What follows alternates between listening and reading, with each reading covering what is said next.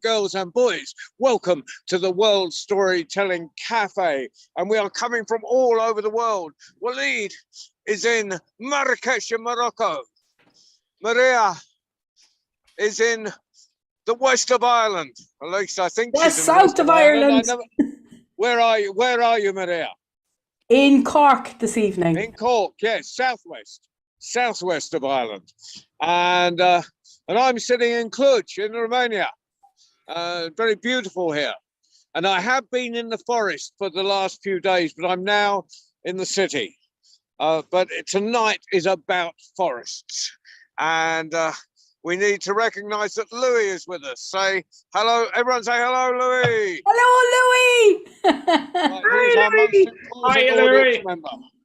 Okay.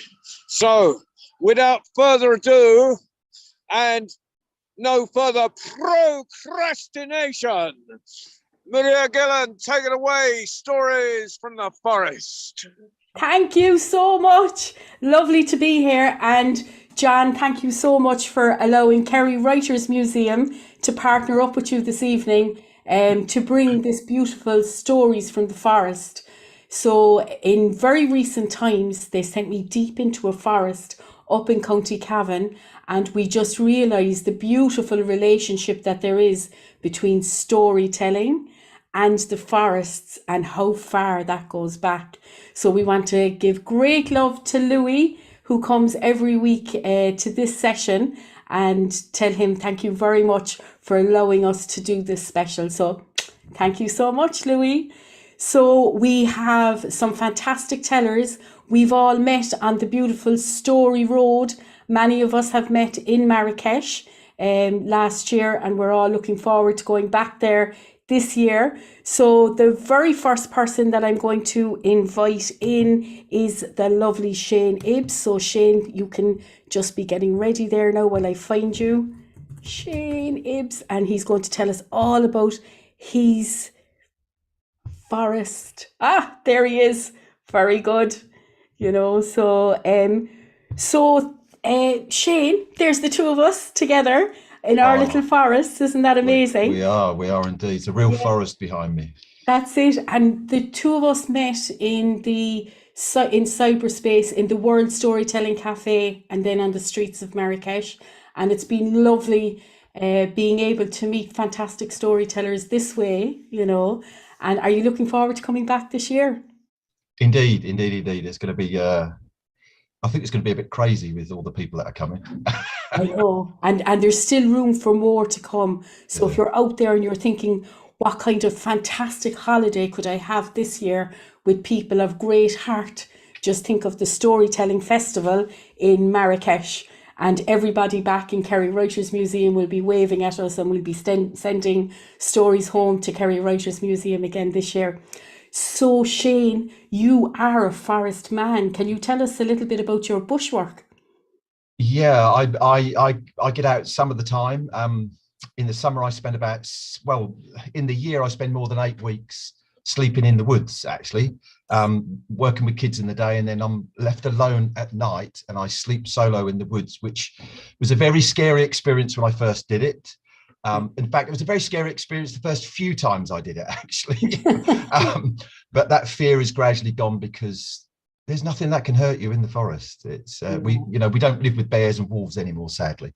But you might get bitten by a mosquito, but that's about it, really. Yeah, it's kind of about getting your feet back to the earth and all those beautiful wooden spoons that you make. Yeah. I love those. I love watching. Well, I do like a spoon to stir things, Maria. That's it. So, because we have some fantastic tellers tonight and our time is short, I'm going to let you tell your story from the forest now, and I'm very excited to hear what it is. Well, thank you. Well, this is a true story, and I heard someone else tell an African story, and then I actually saw the story unfold in front of me in the forest, in the wood that I was in. So there I was. All the children had gone home. I was sitting by the fire. It was summer, so it was still daylight. And I was just having a cup of tea, just back in my chair, just relaxing, really. And then suddenly Mr. Rat appeared. At the same time, Mr. or it could have been Mrs. actually, Magpie appeared, and then a squirrel appeared, because there was a juicy berry on the ground, and all three of them wanted it, and they couldn't work out how to get the berry. Well, I'm just sitting there as quiet as anything, not saying a word, not moving a muscle, not twitching my eyes or anything, just listening to them as they were chatting to each other, and they were trying to work out who should have this juicy berry, and they couldn't work it out. Well, luckily behind me was an oak tree, and there was an owl up there, and he said to the rat, the magpie, and the squirrel, "Are you having a bit of a problem there deciding who to have it? Who should have the berry?" And we are. They said, "Yes, we are. Help us out, Owl, Mr. Owl." So Mr. Owl said, "Well, I think there needs to be a competition." "Oh, we love a competition," all three of them said at the same time. "We love a competition. Oh, do you like a competition, Louis?" "Yeah, I like a competition too, especially if it involves food." Well, the three creatures said, "Yes, yes. What is it we've got to do, Owl? What have we got to do?" And the owl, well, he stroked his feathers on his chin, on his chinny chin, and he said, "The first thing you should do," he said, "is the first part of the competition. We'll do it in 3 stages. The first one is, I want you all to squeak. So I want you to join in here, Louis, if you can. I want you to imagine you're a mouse or a rat, and you've got to squeak as part of the competition. Do you think you could give us a little squeak?" Good. So, well, Mr. Rat, can you do it, Louis? Oh, very good. Very good. You actually, that's very good, actually. If you were there, I think you might have won the competition, actually. But Rat went first, and he made a little squeak, and it was pretty good. Wasn't as good as yours, Louis, but it was pretty good. Magpie went. Well, he's a bird. He struggled to make a squeaking noise. And Squirrel tried, but he just couldn't get that squeak. And Owl said, "Well, as Louis's not here, I'm going to give it to Rat. You had the best squeak there, Rat." So he said, "Well, that's competition 1. He said, "Well, competition number 2 is," and the owl thought, "I know." He said, "I want to see who can hop up the highest." So Mr. Rat, he did a little hop up into the air, with his little tail sort of flicked. Magpie, well, she did a little jump up in the air, and of course she had wings. She just gave them a little kind of flutter like this, and she went up very high, and she came back down again. And then Squirrel, he did his little jump, and Owl said, "Well, clearly Magpie was the highest at hopping there." Oh, hello, the cameras. Clearly Magpie was, it was all that hopping, it's knocked my camera. Clearly Magpie was the highest hopper there. And well, there's one more. Well, if Rat or Magpie, if you get this, you'll be the winner. And Owl said, I know. He said, "Who has got the best tail movement?" So Mr. Rat, he got that long sort of horrible tail that they had with no fur on it. It's like he's carrying a bit of string, a dirty bit of string behind him all the time. Well, he kind of flicked that old tail of his. Said Owl. Magpie stepped up, and she just flicked her little tail feathers, and that looked quite nice, actually. And then, of course, Squirrel stepped forward with that beautiful fluffy tail, and it was just magnificent. And Owl said, "Well, clearly Squirrel's won that one." And then the three of them looked at each other, and they said, "Well, we've all won one each." "Oh, have you?" said Owl. Oh, fancy that." He said, "Well, we'll have to have a deciding then." "What could you do?" said Owl. "I know," said Owl. "The three of you must rush and race across to the other side of the wood, touch the beech tree, come back as fast as you can, and the first one back can have the juicy berry." Does that sound like a fair idea, Louis? Does that sound like a fair idea? It does. Okay. Well, Rat was gone. Magpie flew after him. Squirrel waited a little while. He knew he could run fast. And then suddenly Squirrel ran off, and off they went, and they were running and flying and running and hopping and running and flying across the wood. And they got to the beech tree, and 1, 2, 3, and they touched it, and they come running back and flying back. And they all got back, believe it or not. This is a true story. They all got back at the same time. And they came to a screeching halt, and they looked around for the juicy berry. And it wasn't there. The juicy berry wasn't there. They looked around, and then they looked up to Owl to ask Owl, "Where's the juicy berry gone?" And they looked up, and Owl wasn't there, Louis. I wonder who had that juicy berry. It wasn't rat, it wasn't magpie, and it wasn't squirrel. And that's the true story, well, almost the true story of what I saw in the woods. Thank you. Oh my God! I suspect owl. Do you think it was owl, Shane? Pardon? I suspect owl. I suspect him. I have no evidence. I think he was the owl too. I think you might be right, Louis. Louis and me. Yeah, exactly. I'll agree with that. He's very crafty, Mr. Owl. I love it. I love it. You must have hundreds of stories coming from the forest, do you, Shane? There is. Yeah, there is. It's if you can sit still quiet long enough and still, you think Dave would know this, things, and I think Colin would as well, and maybe probably quite a few of you would. I'm sure Sarah would as well, because I know she gets in the woods a lot. If you just sit, I don't know about the others, I can't speak for you, and I shouldn't speak for any of you really, but anyway, I'm going to. But if you sit still, I'm just supping coffee here, I think it's got to my brain. If you sit still for long enough, quiet enough, creatures will come out and they'll have a little peep at you and see what you're about. That's it. I suppose if you could be as still as the Irish session in Marrakesh after the Irish American session, you'll see a lot. Is that right, Shane? I'm not saying a word. Oh, you're right too. You're right too. Everybody, come to Marrakesh. You will have a great time with us all. Shane, thank you very much. I'm going to release you now. Thank you. So here we go. And the next person that we have coming in is a lovely lady. Her name is Sarah Lloyd Winder. She's known for her fantastic top hats and her absolutely brilliant stories. I wonder, where is she? There she is. Sarah, where's the top hat tonight? Oh, you see, I just thought that as it was in the forest and we were all together, Yeah, it was easier. And also in a different place with the dog and the fire, because I couldn't be outside. Oh, well, you know, we met your gorgeous dog when I went over to the East Anglian Festival. And, oh no, it was at Fate, wasn't it? At Festival at the Edge. It was one of them. It was one of them, and he's just gorgeous, and he won all of our hearts. And it's lovely to see that dogs and storytelling and animals and forests, that they all go so well together, don't they?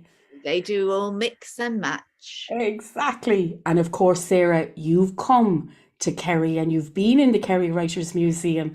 So what did you think of our lovely spaces in Kerry? Well, your beautiful museum was lovely. And yes, Matthew loved the stained glass.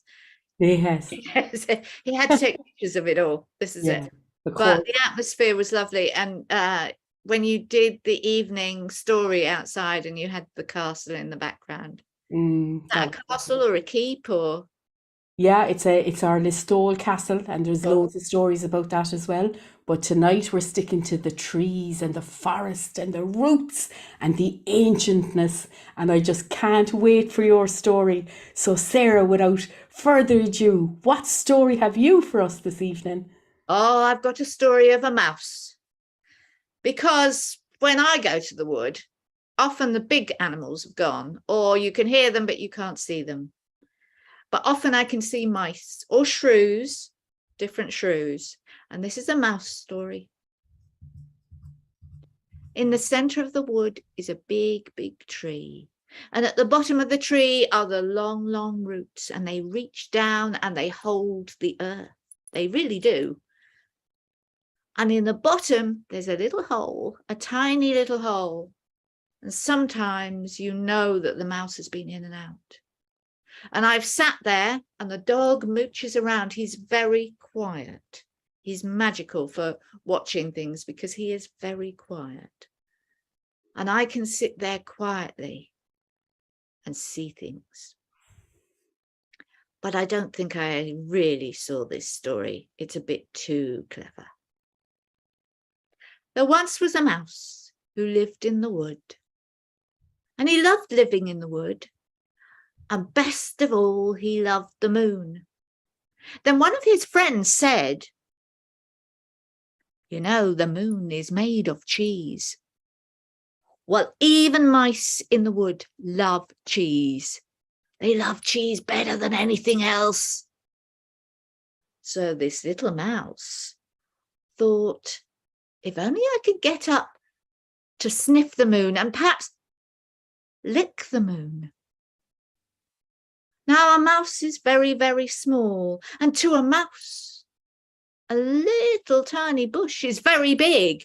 And so the mouse climbed to the top of the bush and reached and reached and reached to try and reach to the moon. Could he reach to the moon? No. The moon just hung there, even further away. And the poor little mouse came down sad. So he thought, and he saw a fence with a big fence post. If I climb the fence post, I'll get close to the moon. So he climbed up the fence post. Oh, it was about 100 times bigger than he was. And he got to the top and he reached. Could he touch the moon? Of course he couldn't touch the moon. It was miles away. Even mouse miles. And then he saw the tree, the big tree that his little hole was underneath. And so he climbed the tree. He climbed up. Do you know, climbing up that tree, it took one whole day for a mouse. And he got to the top and he climbed along the little tiny branches, and the branches bobbled and wobbled and wobbled. And he reached and he reached and he reached, and he thought the moon should be there. But of course, the moon was just as far away. And then he had to climb all the way down. And he climbed all the way down, down, down the tree. And he sat at the bottom amongst those roots that reached down into the earth and held that enormous great tree in the center of the wood. But our little mouse was sad. He wanted to touch the moon. He wanted to see if it was made of cheese. He spent one whole day being really grumpy, sitting there at the bottom of the tree, being so grumpy that nobody could talk to him. And then he had an idea. In the middle of the wood, well, in the middle of the place where the people came into the wood, was a table. Now, he didn't know how tall tables were, but to a mouse, a table was enormous. Perhaps the table was big enough to reach to the moon. So off he went on a long journey, and it was very dangerous because other things might catch you. But he got to the center of the wood where the people came to the wood. But by the time he got there, it was the middle of the night. And the moon had been shining all the way along, and now the moon wasn't shining. But he could see the table. It was like a mansion in the middle of the wood. And he slowly climbed up the ladder onto the top of the table, and he looked around for the moon, and it wasn't there. But then he looked at the top of the table, and there on top of the table were bits and pieces. Perhaps they'd been left by the people. And in the middle of the table was a great big round thing. And that little mouse, oh, he sniffed. And his tummy jumped and hovered, and he licked his lips, and he crept across the table, and there was a great big round moon-sized shape on the table, and it smelt like cheese. And when you licked it, it tasted like cheese. And when you jumped in the middle and started eating it, oh, it was definitely cheese. And that mouse, he ate and he ate and he ate all that cheese until his little tummy was so big he couldn't move.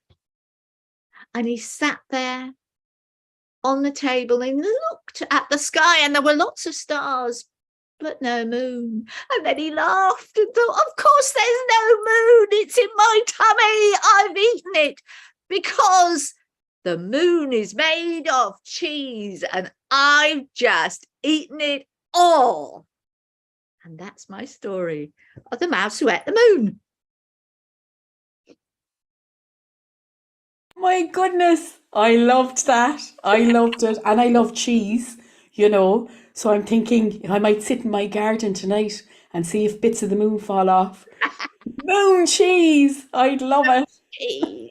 Exactly. So we talked about Kerry and how you came to Kerry.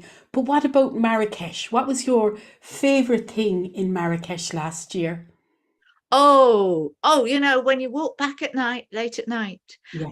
only thing in the forest of Marrakesh late at night are the wild cats. Oh, yeah. Wild cats. There's loads of cats in Marrakesh, but also the most fabulous desert moon I've ever seen. You Yeah. know, yeah, it was absolutely beautiful. So, Sarah, thank you very much. I'm going to release you now. And the next person that I'm going to look to see is Colin Irwin, all the way from Belfast. Let's see if we can find Colin. Are you there? There he is. Hiya, Colin. Hi, Maria. Lovely. Belfast. I tell you. Belfast. Colin, what about coming to the Rambling House last Friday? Well, yeah, last Friday in Kerry. Did you enjoy it? I did. The crack was mighty. Great. I have to say you were a very big hit in Cork City as well. You know, we went to Cove and we went to Passage West, and you poured your own pint of Beamish in Gaia in Cork City, our storytelling pub. So did you enjoy your trip south? I did indeed. I didn't enjoy the Beamish so much, but don't tell the people in Cork that. Oh my goodness, that's it. Your passport is revoked. You were revered, now you're revoked. What did you think of the Barry's tea? That might save you. Barry's tea, top. You couldn't just. I'll never drink any other kind of tea. Ever. Mighty. You're completely forgiven for everything. So I noticed that you've been telling a lot of stories from the forest up north. So can you tell us what drew you into the forest as a storyteller? Well, I don't actually live anywhere near Belfast. For anybody that's listening, I live in a tiny wee village, or near a wee village, and there's a forest right on the doorstep, Glenarm Forest, and I spent a lot of time there, and I still spend a lot of time there because I look after the red squirrels there, and I have to feed them and check them and make sure they're doing okay. So I spend a lot of time in the forest. Ah, brilliant. And I know that the Irish Forestry School were very interested in your owls as well. That's And right. we'll be hearing more of that at the end of the show today. But it's great to know that our wildlife is being looked after and nurtured, and that our wildlife will be there for future generations. So thank you for your part in that. And now I look forward to your story. What forest story has Colin got for us today? Let me see now. I think I'm going to tell. There was a lot of talk about a lady when I was down in Cork. I heard some of you females talking about her, and all will become clear. But I have to take you way back, way long time ago, many hundreds of years ago. And at that time, Ireland was completely covered. So was England, so was Scotland, so was Wales, so was almost all of Europe, covered in a huge blanket of wild wood, trees everywhere. There were birch and hazel and rowan and holly and what else was there? There was ash. Did I say ash already? There was oak trees and there were yew trees. The whole countryside was covered in trees. But then people came and people started to cut the trees down, and they started cutting them down with stone axes. And then as time passed, they started to use bronze axes, and then they started to use iron axes, and they started to clear more and more and more of the forest to make way for farms and villages and more people. And it became harder for a man or a woman to wander off and get themselves lost in the woods. Because sometimes people like to get lost in the woods. People go into the woods to get peace, away from the noise of the villages and the towns and the cities and the cars and all that kind of thing. Well, in those days, there were no cars, but still, the cities and the towns and the villages were noisy. And I want to tell you about one young woman. Her name was Bridget. And she had taken a vow. She was like a holy woman. And she had taken a vow to worship God. And she traveled out into the forest to lose herself, to find somewhere where she could have peace, where she could sit and pray, and where she could be with all the animals that she loved. The red deer and the red squirrels and the badgers and the foxes and the deer and the wild boar, because in those days in Ireland there were wild boar, which were wild pigs, and of course wolves. Well, she found this beautiful place in the forest. She had walked for many days and many nights, and she found this place, and she was completely on her own. And when she found this place surrounded by giant oak trees, she just fell in love with it. She sat down below an oak tree and she began to look around, and the deer came out, and the foxes and the badgers and the wild pigs and even a wolf. And she wasn't afraid. And the animals got closer and closer, and they began to be not afraid of her either. And she loved the place so much that under the boughs of that giant oak tree, she built a shelter, a little hut. And there she lived, surrounded with all these animals. Well, you see, this young woman's name was Bridget, and the people loved her. When she lived in the village and in the towns, the people loved her because she was so good and so kind and so helpful. And some people came to look for Bridget. And when they found her in this beautiful forest and found how peaceful it was and how happy Bridget was, they decided to stay with her. And she built huts for them, and eventually she built a church for the people to go to. And it was known as Kildara, the church of the oak trees. Well, eventually, a local king, he heard about her, and he wanted to come and see what all the fuss was. And he came with all his warriors, their horses. And when he saw how beautiful this part of the forest was, and when he saw how peaceful it was, and when he saw how many deer and how many wild pigs there were, he decided that he would stay too. But he stayed because he wanted to hunt the deer and the pigs, the wild boar. And so that's what he did. He was the king. Bridget couldn't tell him that he couldn't stay there. Bridget couldn't tell him not to hunt the deer and the wild boar, because he was a king. Well, he hunted them and he hunted them and he hunted them. And of course, they got less and less and less and less. And the poor wolves, they had nothing to eat. And so the wolves began to eat the goats and the sheep and the cattle that the people brought into the forest. And then the people began to be frightened of the wolves, and they began to hate them because they were eating their goats and their sheep and their cattle. And then the chieftain, the king, that's what we call kings in Ireland, chieftains. The king, he started to notice that the deer and the wild boar were becoming harder to find. And he didn't blame it on himself. He blamed it on the wolves.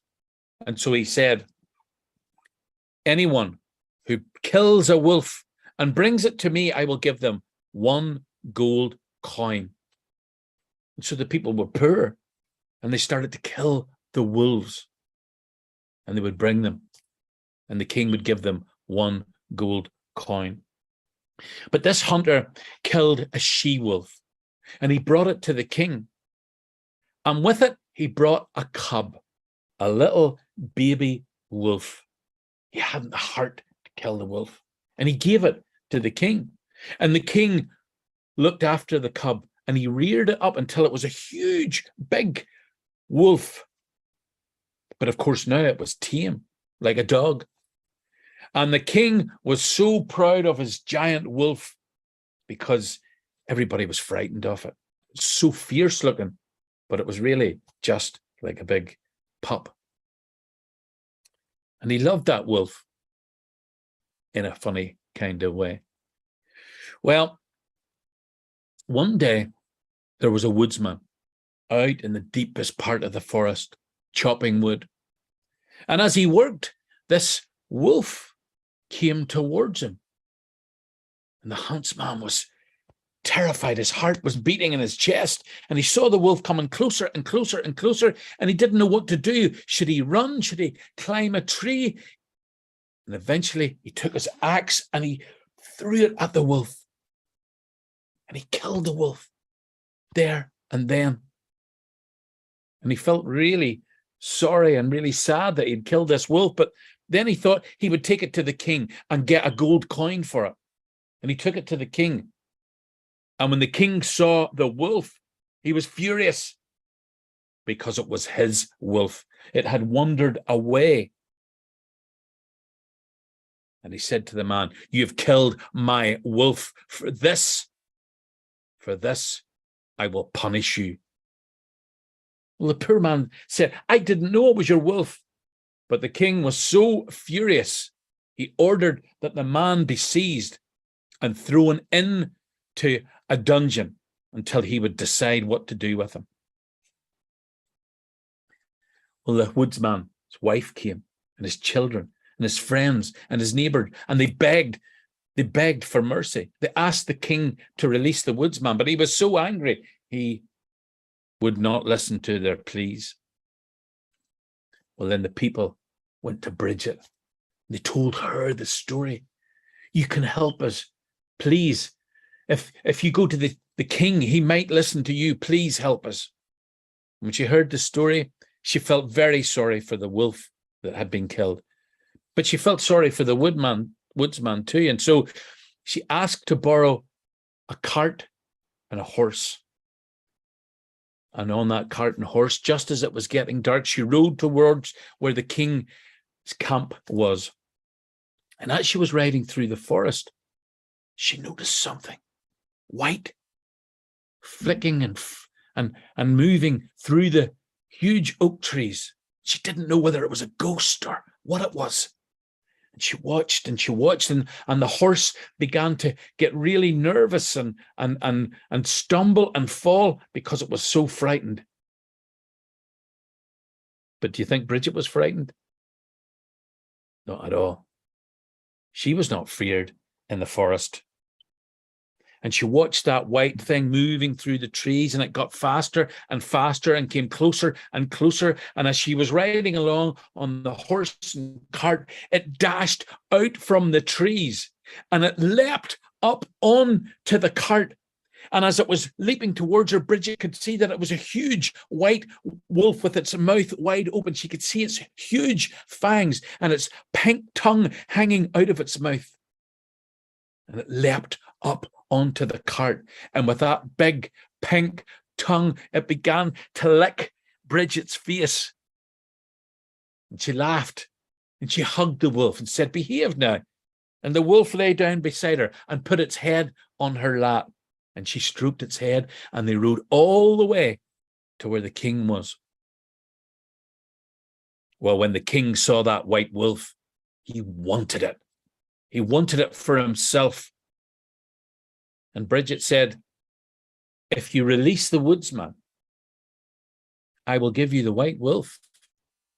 And the king said, of course, release him. And already he had forgotten about the woodsman. And he asked the wolf to come to him. But Bridget took the wolf's head and she held its fur close to her face, and she whispered something into the wolf's ear.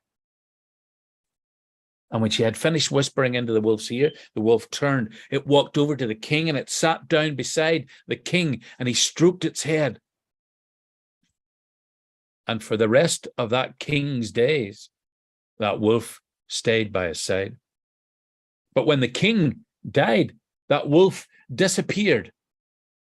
Some people said that they could see it at nighttime in the forest, flitting through the trees. Well, many, many years passed, and for all the days that Bridget lived, and for many years after, no one ever killed a wolf in that part of the forest again. But of course, time has passed, and lots of trees have been cut down, and the great forest that covered the whole of Ireland is no more. Kildare, the church of the oak trees, is now a place called Kildare. Bridget was made into a saint, and she's one of the most famous saints in Ireland, and people, especially women, revere her. And her feast day is the 1st of February. And this year in Ireland, it has been declared a holiday for the whole nation. As for the wolves, sadly, they are no more in Ireland.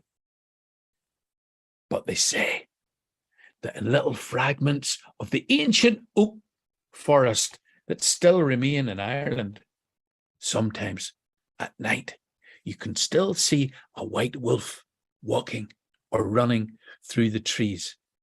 And if you're really lucky, you can hear it howling at the moon. Oh, oh. There you are. Oh, Colin, that was amazing. Loved that, And of course, Lá Féile Mahagut go Léir. So, the Feast of St. Bridget is going to be upon us. She's actually an Ard Nefa Éireann. So she's the female high saint, St. Patrick being the male high saint, and has always been really celebrated here in Cork anyway, and I presume throughout the country.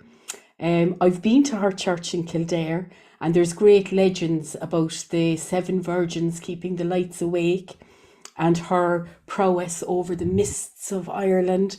And we'll be hearing all those beautiful stories in February next year when we have the feast day of St. Bridget and the day off to celebrate it. So I'm really looking forward to that. So Colin, thank you very much for that. Maria. Will you be wearing your blue turban in Marrakesh this year? Of course I will. Very good. And of course, we'll be going back to the Henna Cafe and having those lovely sessions in Henna Cafe again. So I'm really looking forward to that, Okay. Looking forward to it. Can't wait. Exactly. And to your next visit to Kerry. I thought you were going to ask me what my favourite part of Marrakesh was. Well, I know you're dying to tell us. So what was your favourite part of Marrakesh? Dancing with Baba C. Oh, I tell you, you might have to reenact that at the end of our session today. Get ready. Get ready. Oh, I love that. Thanks very much, Colin. And now I'm going to release you. And I'm going to call on my lovely friend, my twinny, Maria Credali. We've so many little idiosyncrasies in common. And of course, we're known as the two Marias. Hiya, Maria. You're muted. So there we go. There you are. Hiya. There you are now with your smiling face. It's lovely to see you. So, and of course, we had you at the Kerry Writer Museum's festival, the International Storytelling Festival in Listowel. Did you enjoy yourself? I had a whale of a time. It was such a warm crowd. It was lovely. It was like being wrapped in a big hug, telling to that crowd. That's it. You were even brave enough to take on the Irish pub scene and tell a story in one of the Irish pubs. So it was amazing, and sure, we all loved it, and we can't wait for you to come back, And then we had that lovely stroll around Killarney, and we came to the edge of the forest. Yeah, Absolutely gorgeous. Yeah, round by, was it Muckris House? Muckris House, and we had the little bit of forest that's left down by the lakes of Killarney, so so we saw some trees in Kerry, which was lovely, And of course, you love forest stories as well, especially when the forest touches the edge of the sea, and I love the way you weave those stories so that I can see that in my head. The forest and the sea, it's absolutely amazing, so. And at this stage, we give a great big shout out to Louis. Hiya, Louis, who loves the stories about the forests and the sea as well.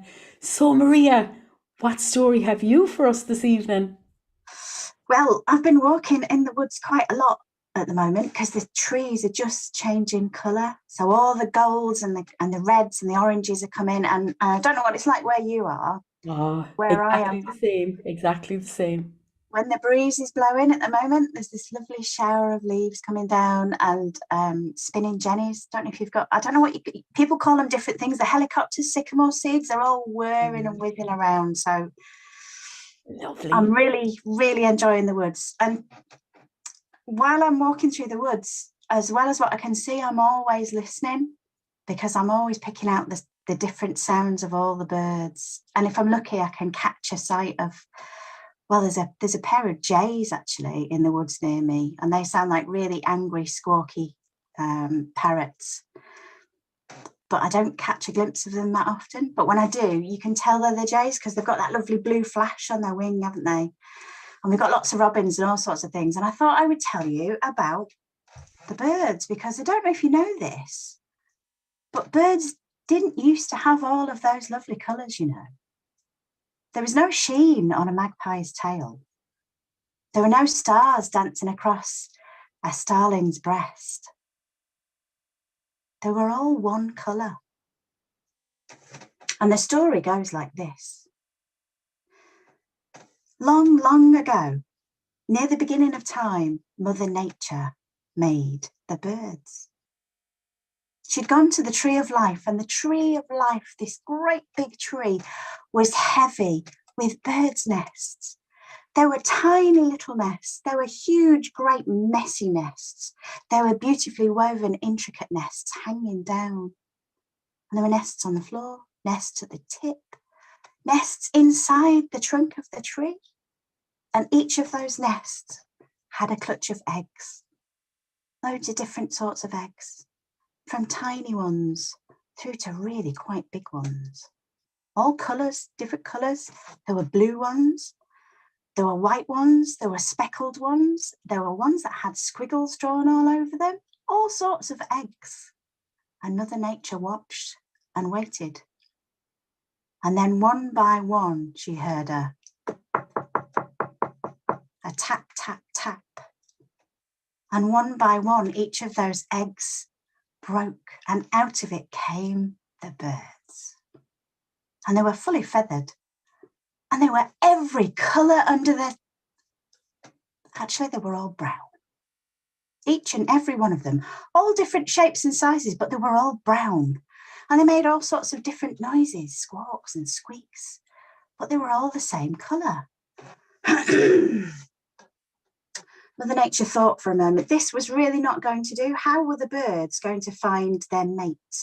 How were the birds in this great big swirling brown mass of birds going to find their families, their tribes? Well, she needed to do something about it. She had a lot on, did Mother Nature.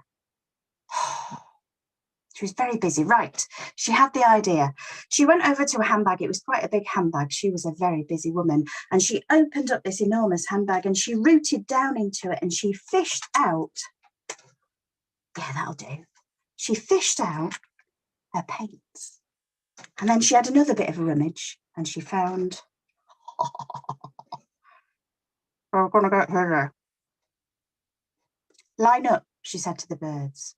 Come on, line up. You can come up 2 by 2. And the first 2 birds hopped up to her. They were about this big. And they came over very quietly and just carefully came over and stood in front of her and waited. And Mother Nature picked up a big brush and she went for the black.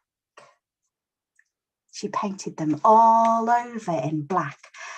Well, one of them, and she stood back and looked at her handiwork and thought, that's quite nice. It looks very smart, but it needs a bit of something special, I think.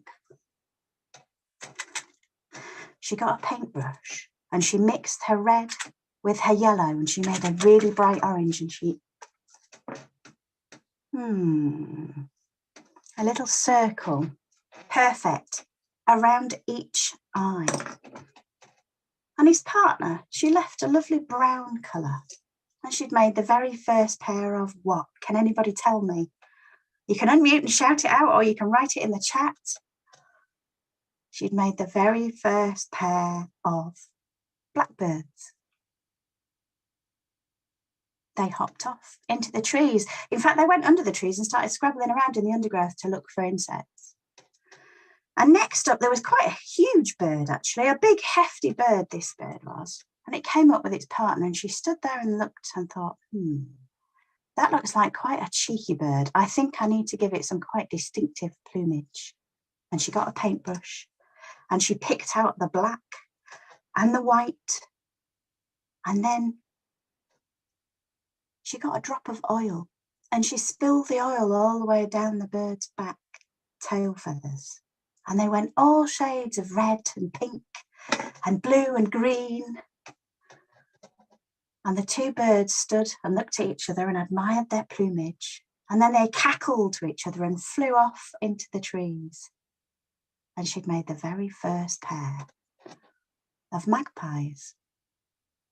She was quite enjoying herself, was Mother Nature. She'd done some good work, and along came a little tiny bird, a little brown bird about this big. And it had a black beady eye, and it looked at her with a twinkle in its eye, and it cocked its head on one side. And Mother Nature looked back at it, and she loaded her brush up with the brightest of oranges, tinged with a little bit of red, and she painted its breast a lovely, rich, rosy red. And he and his partner hopped off, and she'd made the very first pair of robins. Robins. Red-breasted robins. Red-breasted robins. The next ones that came up were two very small birds, tiny birds they were, about this big. And they had all sorts of athletic skills. They would hang upside down on the branches, and they flitted around in the leaves, and they were gorgeous, really cheerful little birds. They'll cheer everyone up, she thought. I'm going to give them some really colours. Not a wren. Let's see if you can guess. She got a paintbrush, and she picked out, I will give it a cap. Kingfisher! In blue, cap in blue. And I will give it a breast in yellow. And off A it pair went. of Keats. Off tapping around. Kingfisher! Tiny A ones. Somebody got it hummingbird. there, I A think. hummingbird. Oh dear. It's going to go completely chaotic now, isn't it? Oh, She'd made the dear. very first pair of Goldcrests. Oh, got blue Goldcrest. cap. Blue cap. Blue tits. Blue tits. There we go. She made the first pair of blue tits. I'm so glad you're playing, but I'm slightly scared that this is going to go off at a massive tangent. This is excellent. Right, here we go. If you're all ready and you're in the game now. The next bird that came along had a short tail, quite a long body. It was about this big, I think. And it had a really long, incredibly strong beak. She picked up a paintbrush and she put it into the green paint. Woodpecker, And then- green woodpecker, green woodpecker. Green woodpecker. Well done, Sarah. Gabble, gabble, gabble. That's exactly what it said as it went off into the trees.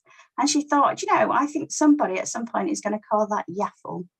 The first pair of woodpeckers. Well, that was it. She went absolutely crazy. She had all the brushes out, from the fat brushes to the very skinny brushes, and she used all of her paints with absolute wild abandon. She discovered polka dots and went mad on the guinea fowl. She discovered, the blue. She could paint feet blue, and the blue-footed booby, well, to be honest, it was a bit embarrassing. She went mad with puffins, and she did their beaks with lots of different stripes on them. She scattered beautiful stars across the starling's breast. She used a beautiful electric blue that shimmered and shone in the light on the kingfishers. The peacocks well, some people think she might have got a bit carried away with the peacocks, but she had a wonderful time. She painted all day long. By the end of it, her thumbs and her fingers and her hands were covered in paint. It was all over her handbag. It was all over her clothes. She was very happy indeed. And she'd done all of the birds. And she was exhausted. And then a tiny little brown bird came hopping up to her. He and his partner. And she'd missed him. And she looked down at a paint palette and she had no paints left. The only thing she had left was the tiniest speck of gold right at the bottom. That was all she had. And she took out her tiniest paintbrush and she lifted up the tiniest speck of gold. Open your mouth, she said to the little brown bird. And he did. And she reached in and she stroked his tongue with gold. There, she said, something really special for you. And the very first skylark and his mate flew off out of the forest, across the meadows, high into the sky, and began to sing that first sweet song of summer. And that is how the birds got their colours. Oh, that was just sumptuous, Maria. Beautiful altogether. And I loved the paint box. And you saw there people couldn't help it. In they came. And of course, we've allowed... I'm really glad. Thank you for joining in. I must say before I go any further, because I'll get in trouble if I don't, obviously, story was given to me by Taffy Thomas. I heard him tell it, and I'm a zoologist and a painter, so it ticks all of my boxes. And I told him how much I enjoyed it. And he said, you can tell it as long as you tell everyone that I gave it to you. So there you go. Thanks, Taffy. Well, I'll tell you, Taffy is great friends with Jimmy Crowley here in Cork. And Colin met Jimmy when he was here. And I'm dying to see those two together because they have great stories and great songs between them. So if you ever get a chance to see Jimmy Crowley and Taffy Thomas together on the same stage, make sure that you don't miss it. And I'll be sure now to bring you to meet Jimmy the next time you're over, Maria. We'll go for a trip around Cork, you know. So thank you so much for coming tonight. Mwah, and being part of our joint venture between Kerry Writers Museum and the World Storytelling Cafe. So I'm going to release you now back into the behind the scenes. And our next person up is the lovely Dave Tong. So I only saw Dave telling for the first time recently and I was really impressed. And for some reason, there he is. Hiya, Dave. How are you, my darling? Yeah, I'm good. You, Maria? Very good. Great, you know. Good to So I'm be going here. to tell all the people in Ireland, wait until you get a load of this man's Merlin tales. And I should be over there. I'll get over to Marrakesh and Ireland one day. Definitely. You know, I mean, you're already after promising the lads in Kerry Writers Museum. So the glass of the black stuff will be waiting for you and the turf fire. And it will go with the clothes that you're wearing tonight. So we'll be looking forward to a visit, you know.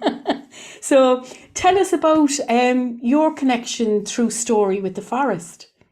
Well, it's always been there, really. I mean, I've always led story walks in the woods with another teller and also a musician, Twilight Tales, for many years. And also very lucky that I work in Sherwood Forest every year. They have a big Robin Hood festival and we spend a week sleeping in our storytelling tent in the woods. And it's a real privilege. We did get stuck in the major oak, the really ancient oak, one year. But as Shane said, it can be quite a scary place. And Sherwood especially, it's magical, but it's full of veteran oaks. They mean the very old oaks, what they call stag oaks. And they're very gnarled and twisted. And when you walk out late at night, they kind of loom out of the darkness like giant ogres. So that took a bit of getting used to because there was a good mile walk to the toilet. So, it was a bit scary at first. But I'm telling you, you're not scaring me. You're making me go, I have to get to the forest. I have to get to, you know, to the Robin Hood forest and go to that storytelling festival. So there's that's nothing like a gnarly oak, I tell you now. Exactly, a gnarly oak. I think once you have the story tent and your sleeping bag and loads of storytellers in with you, you can tackle anything, you know. So yeah, so I think we'll have to come and do an exchange on that one, Dave. We'll come to you and you can come to us, you know. But in the meantime, I can't wait to hear your forest story. So what forest story have you for us this evening? Oh, well, it's a story about an outlaw, and I think you'll all work out who it is very quickly. And it comes back to this idea that for some long ago, woods were scary places, full of woodwose and worms, full of hobgoblins, boggarts, and you know what? Even the odd bogle. But for other people, they were very much places of sanctuary, places to hide from those cruel and heartless folk who would hunt you down. Full of outlaws, in other words. And one of the most famous outlaws, well, you all know who it is, so I won't bother to ask you to unmute at this point. Of course, it was Robin Hood. And this is a story that starts in autumn. But there was a waft of wood smoke in the air, telling everyone who could read the signs that winter was coming.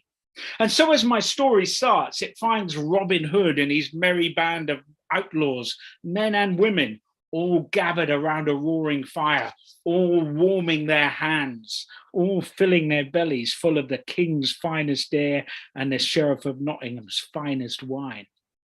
And as they sat there filling their bellies and warming their hands, they listened to the stories of young Ned, about the age of Louis he was, handsome fellow like Louis, who'd returned from his own house, from his own home and hearth, and he was telling them the news. For he told them of births, of deaths, of weddings.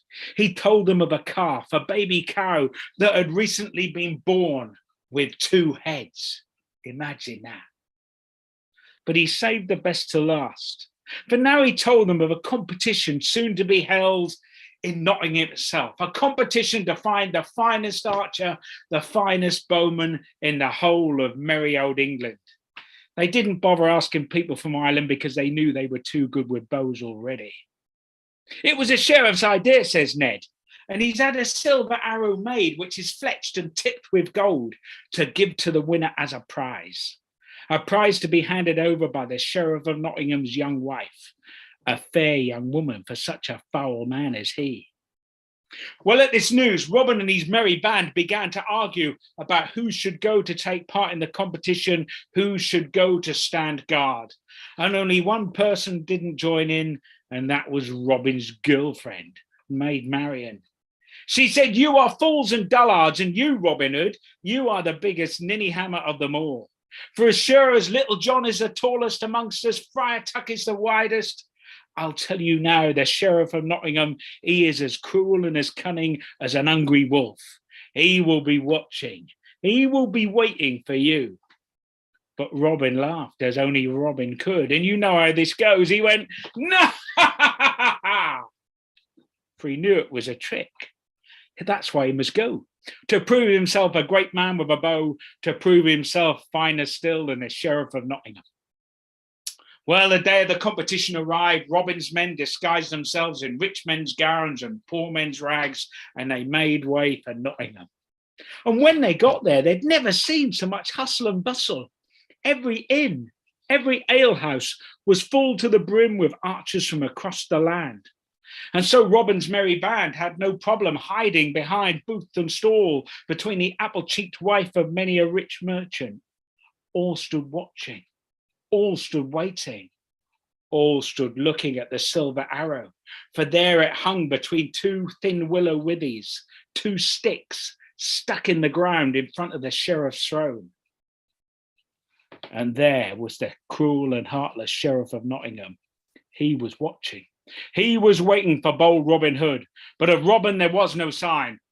But now it was noon. The sun was high, the sun was hot, trumpets were blown, dogs were leashed, and children were scooped up onto their parents' shoulders as one by one by one, archers from across the land stepped forward. One by one, they loosed the arrows at the straw butts set at 50 paces. One by one, they shot their arrows. And one by one, they were knocked out of the competition. And now, as the sun began to wane, casting long shadows across the archery fields, only 2 men were left. Listen. The first was a nobleman, or so he said.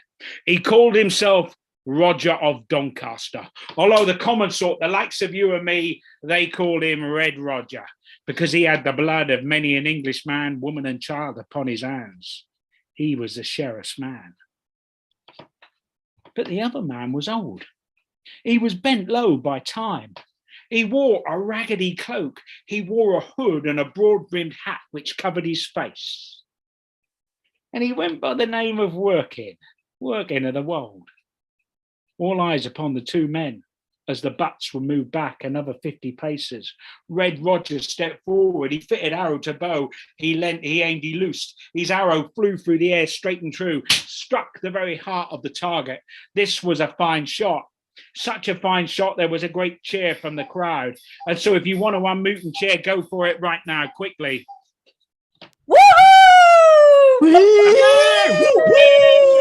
Oh, Really is good amazing. start. But now all fell silent. Don't move because we're coming back to this. For now, Working stepped forward. He fitted arrow to bow. He leant, he aimed, he loosed. His arrow flew. It whirred, it hummed. It struck the target right next to Roger's arrow. Two arrows side by side. Another great shot. Oh, hey, whoa. But now all fell silent. For so close were the two arrows side by side, no one knew who had won the competition. No one knew what to do until the old man Working spoke up. He said, how would it be that we leave these childish games behind? For instead of shooting at those great big butts, I think instead we should shoot at those two thin willow wands. And he pointed to the two thin sticks that held up the silver arrow. Roger was forced to agree. He said, yeah, all right, then we'll stick them in the ground at 50 paces, one arrow a piece, and the man who can get his arrow closest to his stick, he shall be the winner. But now the old man Working began to laugh. He said, 50 paces, pah, he said, pah. He said, a boy new to the bow in my village, he could easily hit one of those at 50 paces. Why don't we make it 200 paces? A gasp from the crowd. Yes! Is Not he bad. mad? They'd never heard the like. Roger was forced to agree. 200 paces were counted out. The willow withies were stuck in the ground. Red Roger stepped forward. He fitted arrow to bow. He leant, he aimed, he's loosed. His arrow flew through the air, and more by luck than judgment, it clipped the very edge of a stick, sending a fine piece of bark flying through the air. This was another fine shot. Way. Thank you very much. That's a fun shot. But now all fell silent, all eyes upon the old man, Working of the Wold. The old man, he took his time. He stroked his bow. He whispered wondrous words. What those words were, I cannot say, for I was too far away to hear. He leant, he aimed, he loosed. His arrow, it whirred, it hummed, it spun, it twirled, it struck a wand, splitting it in two. For a moment there was silence. None could believe their eyes. But then there was an ooh from the crowd. Ooh. Ah from the crowd. Ah. And there was even an E from the crowd. Crowd. Yeah, we'll take that as read. Yeah. I worked it far too hard, obviously. The crowd surged forward. They scooped up the old man Working of the Wold. They carried him towards the sheriff's wife, and the prize of the silver arrow. And the young woman gladly handed it over. And she was a fair young woman for such a foul man as he. And so our Working couldn't help himself. He gave her a naughty nod. He gave her a cheeky wink. He gave her a saucy smile. That one there. But that smile was to be his undoing.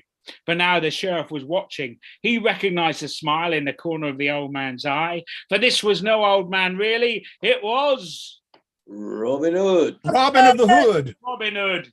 The sheriff leapt to his feet and he said, Robin of the Hood, you have nodded your last naughty nod. Seize him, men. But it was too late. For Robin's men had come from behind booth and stall. They snatched him back into the crowd. They ran through the good streets of Nottingham and out of the city gate. But Maid Marian had been right all along. The sheriff was as cruel and as cunning as a hungry wolf. For earlier that day, he'd placed soldiers on all the highways, the byways, the trackways, the pathways leading back to the greenwood. Robin and his men were forced to leave the track to run over hill and valley until they saw a castle rising square, straight and true, surrounded by a moat. And as they got close, the drawbridge was lowered and Robin and his men ran to safety. for this was the castle of Sir Richard of the Lee, friend to Robin Hood. But how they became friends, well, you know what? That's a story for another day. And there ends my tale. Cheers. Yay. I was actually muted with joy for that. I loved the casting of word spells, you know, the way you put one word on top of another. And I haven't heard that beautiful style in a while, you know. So Dave, I'm really looking forward to meeting you on the streets of Marrakesh and to the after session of the Irish American Day. It's going to be a good one. It's going to be a good I'm one. leaving now. I'll see you then. Yay! That's it. Yeah, get the backpack on, get ready to go. So to everybody else listening out there, and a few of my friends are coming from Cork, if you decide that you want a holiday with a difference, a holiday with stories and songs, dancing in the streets and bargaining in the souks, then, you know, get your ticket now, get ready. It's going to be happening in February, and at the very end, John Rowe will tell you the dates. So I can't wait. And obviously, Dave, you can't wait either. So, I suppose this would be a moment in time as well to say that all of the tellers that appeared here tonight, we've become really good friends in the background, and we've set up a session, or we've set up a group called Mad for Road Tellers. So it's all of these people that are here tonight will be going to the London Irish Centre on the 11th of the 11th, 22. Can't wait. Are you looking forward to it, Dave? Oh, he's muted. I'm definitely looking forward to. I'm always looking forward to storytelling. What can I say? Brilliant, yeah. And it's so nice to hear all the different accents from all the different counties of England, Ireland, Scotland. You know, we're missing Wales, but I'm trying to get Carl Mary to come as well, so we might have a Welsh accent there as well, you know. So thank you very much, and I'm going to release you for now, Dave, back into the background. So we've come to the last story on the scheduled programme, but in the background we have many, many storytellers knocking on the door, and there's one that the Irish African Institute are very fond of, and that is Baba C. So we have a bonus story for you after my story this evening. So this was billed as the last story, but now we have a bonus story, so don't go anywhere after this, and we'll bring you the last story of the night. This story came about through my work in Cavan with the Irish Forestry School, so the Irish School of Forestry, and they bring you in and they teach you all about forest craft and our connection to the forests and the deciduous forests of Ireland. So I came home with a baby oak tree, and I'm nurturing it at the moment and looking for a place where I can plant it and where it can root down. So they're doing amazing work, and the stories help to get that work out into the wider community. So I was delighted. Selena Donoghue and Marion, thank you so much for inviting me. And I was delighted to do that work. And as part of it, I ran a workshop called The Story That Was Never Told. And this beautiful story manifested up out of the ground between us. It was around a campfire on a dark night with shining stars up in the sky and the trees like sentries all around us. It was amazing.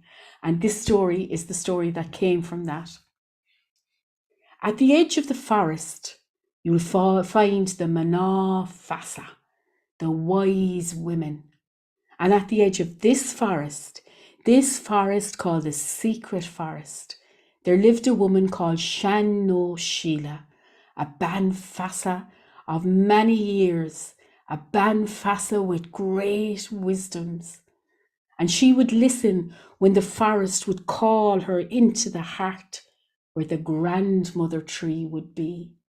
Dave told us about the gnarly oaks, and the oldest tree in the forest is the tree that always starts the forest off. She casts her seeds out and her children grow up all around her. And then, of course, they meet others and new partners come into the forest and new trees start. But right in the heart of the forest is the grandmother tree, the old tree with the connections to the Ban Fassa, the wise woman. And Sheila could go into that forest and she'd have an empty basket, and the forest would show her where to look. She might come and find some wild garlic. She might find some beautiful lavender. She might hear a bird singing overhead, and she might take a little rest as she found other things around her feet, like the potatoes that she planted in between the old roots of the grandmother tree. Sheila became known for her teas, her magical teas. You could come to Sheila and you mightn't have slept in a week, and sitting there in her comfortable seat with one of Sheila's woolen shawls around you, sipping her tea and listening to her slow way of weaving a story, you'd find yourself fast asleep and having the best of dreams. Or you might come to Sheila and all of your knuckles might be swollen with arthritis, and she'd put the heat into your bones with her own hands, and you'd feel better. And she might give you a tea of nettle, that superfood that cures everything. And people came from near and far, from far and wide, over great lengths of time to drink Shannon Sheila's tea. And all the while she listened to the call of the grandmother tree. This one night the tree called her in the middle of the night, and she went. She didn't need light. Her feet could feel the paths in the undergrowth of those trees as if she was looking in daylight. And she settled herself between the big, thick, fat roots of that tree and snuggled down in the moss and had a dream. And in the dream, the tree said, "The fighting farmers are dangerous. The fighting farmers are dangerous. Help us, Shannon Sheila." And she woke up and she said, "What am I going to do with that?" And she looked all around on the ground to see what the forest would show her. And there she saw a most beautiful, long, white, perfect feather. She picked it up, and because she couldn't help herself, she pulled her hands through the fronds of that feather. And she felt the change, her shoulders going back, her hands going behind her back, her neck growing long, and she began to shapeshift into a swan. She took to the sky and flew over that forest and watched as the tops of the trees spoke to one another, nestled into one another, and she smiled in her heart. And then she saw them, the fighting farmers with their angry faces and the lines of 11 up over their nose. They caught their tools and threw them to the ground and pointed at the trees, planning to cut them down and take even more land. The heaviness of it brought Sheila back down through the trees, back to the roots of the grandmother tree. "But what am I to do?" she said. "How can I help?" And then in the wind, she heard the song, "Call the people of the teas. Call the people of the teas." And she did. She sent them dreams, and they came, first like a little trickle, then a stream, then a great river, then a great sea of people, all making their way into the middle of the forest to find Shannon Sheila. She told them how she would need their help and asked them to find feathers on the ground. So they looked here and there and everywhere. Some people found them in the bushes. Other people found the feathers on the ground. But when they all came together and they held up the dark little feathers, they realized that they had all picked the same species of bird. Black, fluffy, beautiful feathers. And they pulled their fingers through. And as they did, they began to make contact with the people in front, to the people to the side. They became one organism, for they had turned into starlings and they had become a great mermation. Up they flew as if they had decided to lift off at the very same second. Up over the trees they went. They came between the sun and the fighting farmers, and in the sky they made the shape of a great heart. And at the very same second, they beat their wings, and the heart beat into life. Du-doof, du-doof. And the farmers smiled, wouldn't you?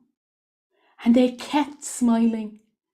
And when they took their faces down from that beautiful sight, their eyes were soft, and they were smiling into one another's eyes.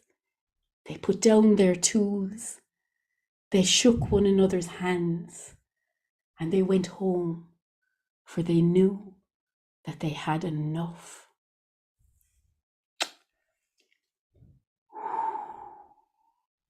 And that's my story from the Irish Forestry School. So I love co-creation. I love when the red threads of stories come together. And now we go for our bonus story. So I'm looking for the lovely Baba C. He came and was interviewed by me. I can't find him at the moment. Where's he? I'm here. There you are. Thank you, Baba. And I am overwhelmed. It's lovely to see you again. Oh, the pleasure is mine. Yours has been one of my favorite interviews. Oh, I love it. Thank you. Our young Asante Sana. Irish African community were so delighted to hear the Anansi stories and to be able to share in the history and connection of that, you know. So it was really lovely, and we hope to have you back again. And of course, And I'm at your service. yes, and of course you have a forest story. So I'm going to Yes. let you tell the story, and then we'll hand back to the beautiful John Rowe. And thank you, John Rowe, for facilitating us to have this shared session tonight. So I have to do one little thing about John Rowe. We have to do his name. If James Bond had been a storyteller, his name would have been Rowe, John Rowe, with license to tell. I never get tired of doing that. He probably wants me to get tired of doing that. And hello to Louis and two of my favorite people in the whole wide world, Maria. Today is peppered with a lot of my favorite people, but Maria, you know, well, we've talked about it before. You're very special to my heart. Thank you very much. My story is a little different. My story is actually inspired by a member of our telling community, but I can't say his name because it'll give away the story. However, at the end, if I remember, I'll give credit to him. And the parallel in the story is there are two names in this story that were directly connected to his family and the evolution of their name. With that said, I want to tell you a story called A Flutter of Butter. And this is a story still in progress. You see, in a time before time, when the four winds were one, existence was still young, animals were still seeking their voices, shapes, and colors. Most neither knew if they were hunters or prey.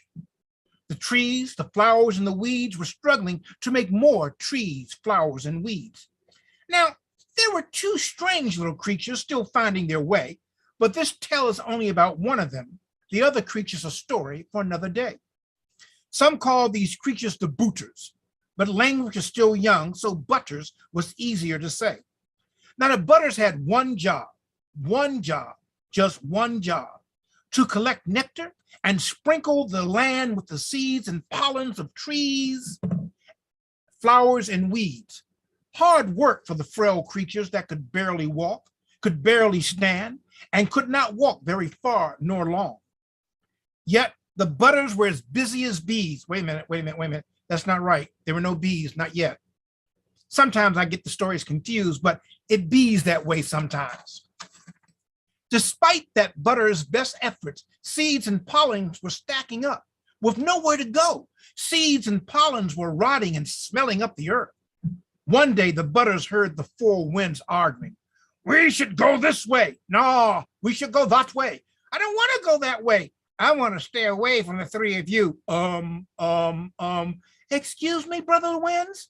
Who said that? Did you hear something? It's me down here. Oh, we didn't see you. You're so small and small. What are you? I'm a butter. Aren't you one of those creatures that are supposed to be helping the trees, flowers, and weeds? Yes. Well, what could a small, frail creature like you have to say? And why should we listen to you? You had one job and you cannot seem to do it. The whole garden stinks of rotten seeds, pollen gone bad, and sour nectar. The garden is big, growing bigger every moment. Tell us something we don't know, yelled one of the brothers. Butter flutters are so small, we can only walk so far. What you say rings true.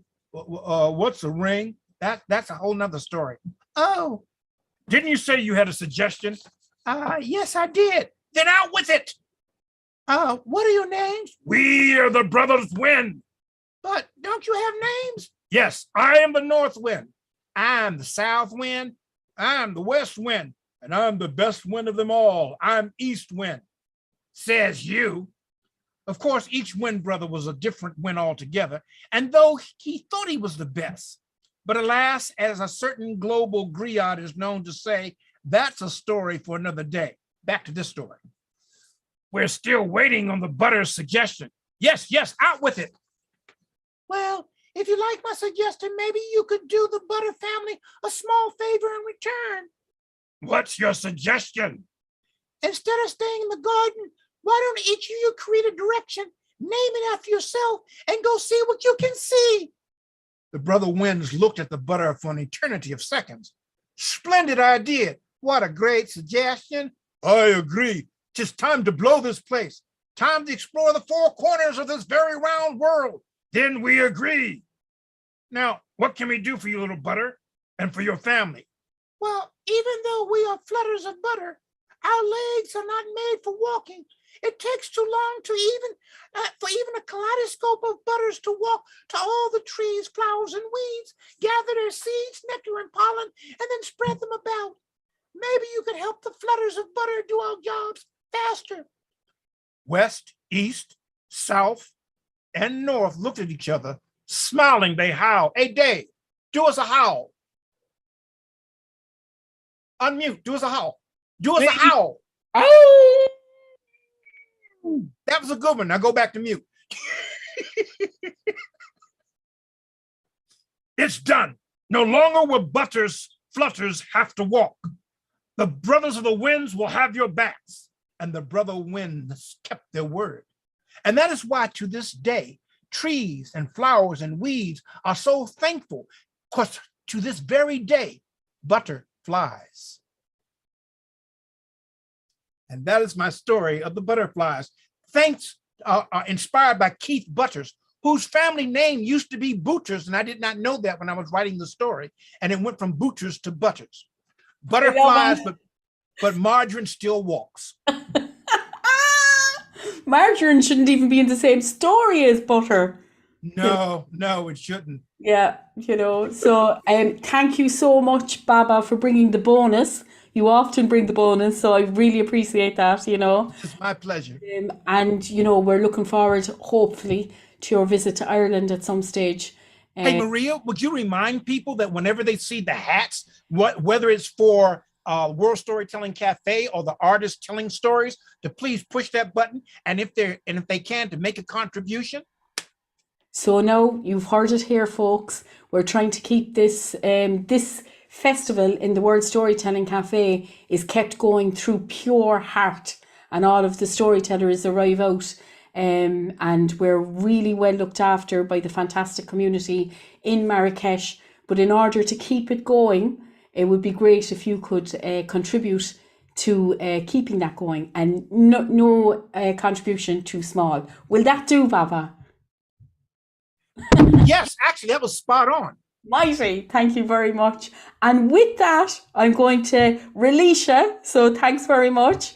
And I'm going to call in our fantastic leader, John Rowe. So where is he there? There you are, John. I'm there. I'm there. I John, think I'm did a you? follower. I know you're in Romania tonight, but did you enjoy that session from the forest? Oh, fantastic! Thank you so much for putting it on. I saw most of it. I'm now in my hotel room, and I've got to say this. It's a bonus, and it's a 30-second one. But this was given some children. I was working with some children, 7, 8-year-old children in a school in Cluj today in Romania, and they made up this story together, and it fits to the forest theme, and it's only 30 seconds long. But I have to give it to the world because it was given to me by these children. And it was a collaboration which fits into Maria, I know, what she does. So, and it's a catalogue story. And there was a little girl. And all she wanted in the world was a pet rabbit. So she went to the forest. She said, Forest, can you give me a rabbit for a pet? And the forest said, yes, but I'd really like some light. If you could get me some light, I'll give you the rabbit. And so she went to the light and she said, light, can you light up the forest? Because then the forest will give me a rabbit and I can have a rabbit as a pet. And the light said, yeah, but I'm so thirsty. Can you get me some water? And so she went to the water. She said, water, can you give some to the light? The light will light up the forest. But then the forest will give me a rabbit as a pet. And I so want a pet. And the water said, yeah, but we'd love some fish swimming around in us. So she went to the fish, said, fish, can you swim around in the water? Because then I'll go give some water to the light. The light will light up the forest. And then the forest will give me this rabbit for a pet. And I so want a pet. And the fish said, yeah, but could you go to the fisherman and get us some food? We're really hungry. So she went to the fisherman and said, fisherman, can you give me some food for the fish? The fish will swim in the water. I'll give the water to the light will light up the forest will give me a rabbit for a pet, and I do so want a rabbit as a pet. Now the fisherman was a kind man, and he looked at the little girl, and he said, of course. And he gave her some food for the fish, and the fish swam in the water. And she gave some water to the light. The light lit up the forest. And the forest was so grateful. It gave the little girl a rabbit, so she had her very own pet. And that was made up by some 7 or 8-year-old Romanian children in Cluj. Oh, yeah. I love so it. I had to share that. I'm Yeah, sorry. they're the best. Yeah, I love when kind of when stories come out of the ether between us and the red threads almost weave themselves. And I could see the smile on your face, John, as you were telling that story. Oh, it's been a fantastic day. Oh, yeah. It's been a fantastic 3 weeks in Romania. But back to the World Storytelling Cafe, which is even more fantastic because on Sunday we have at 7 o'clock UK time, we have our or Irish time, which I think is more appropriate to say tonight. There's in London and Dublin at 7 o'clock. We will have our worldwide story round hosted by Mike Russ. So anyone who wants to come on and tell a story then. Then on Tuesday, of course, we have our fantastic young international tellers. At the moment, we've got children coming in from India, from Palestine, and from Nigeria. So we're hoping to build stories from even more countries. And then on Friday, we have the incomparable, the amazing, the fantastic Bavasi. So and I should be back in the UK for all those. So so I hopefully can be sitting in front of my computer and not doing the whole thing on a mobile phone, hoping it's going to work.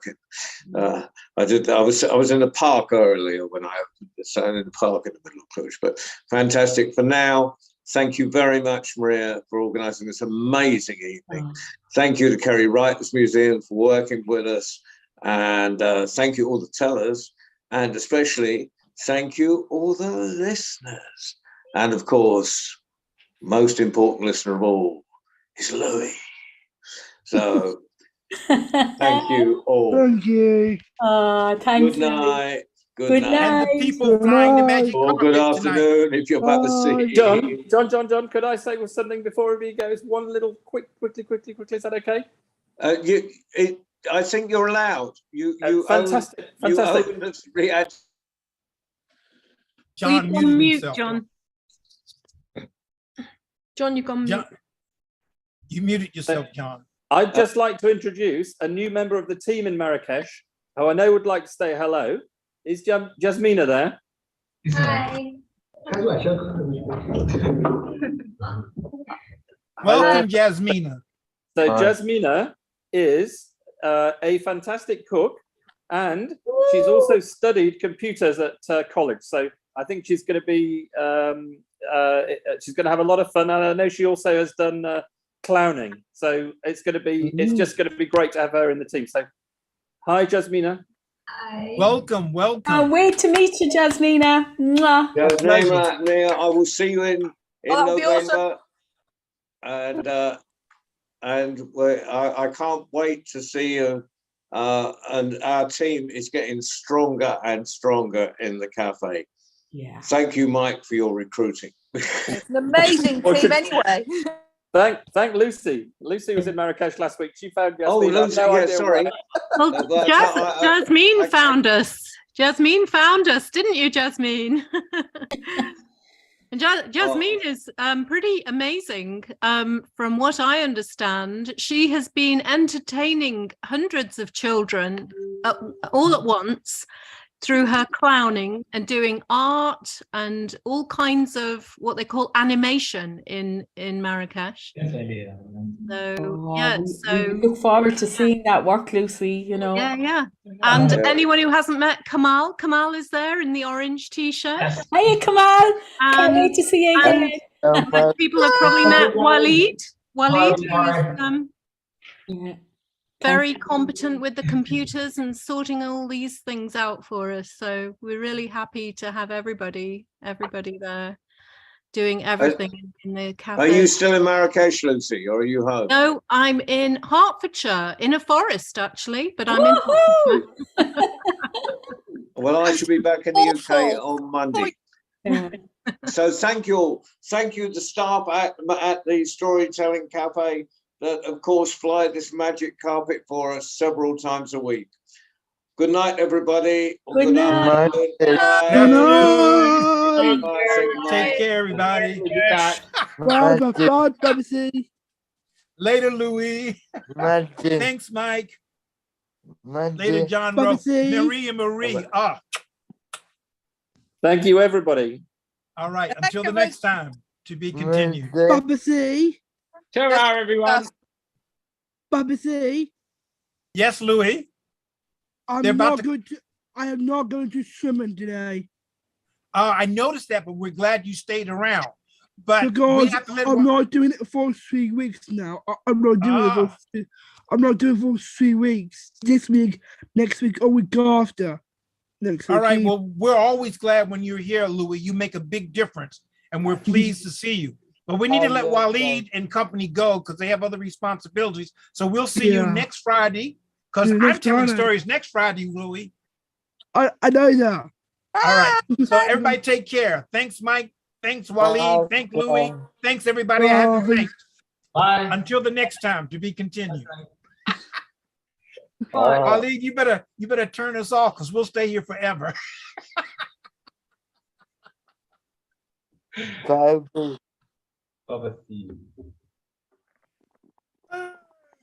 See out. See out.